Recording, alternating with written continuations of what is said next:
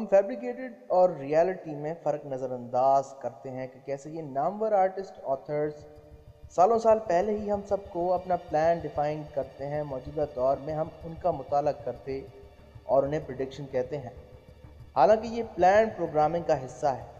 अमेरिकी author Sylvia brown ने किताब एंड ऑफ डेज खासकर इस एक सिफ़े और अपने यहूदी आकाओं की खुशी के लिए कलमबंद की। In around 2020, a severe pneumonia-like illness will spread throughout the globe, attacking the lungs and the bronchial tubes and resisting all known treatments. Almost more baffling than the illness itself will be the fact that it will suddenly vanish as quickly as it arrived, attack again 10 years later, and then disappear completely. It will suddenly vanish as quickly as it arrived। दूसरा ये कि YouTube की recommendation के ज़रिए मुझे dawn of the planet of the apps का एक पुराना ट्रेलर देखने को मिला, जो कि मौजूदा दौर से काफ़ी मिलता जुलता है। ओरिजिनल वीडियो का लिंक डिस्क्रिप्शन में मौजूद है।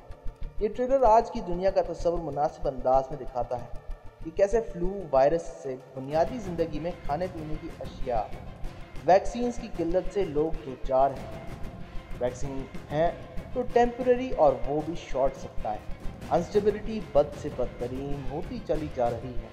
ये plan programming, Pizzagate, deepfake, AI design audio messages, industry implants के ज़रिए हमसे रहनुमाई हासिल करते रहते हैं।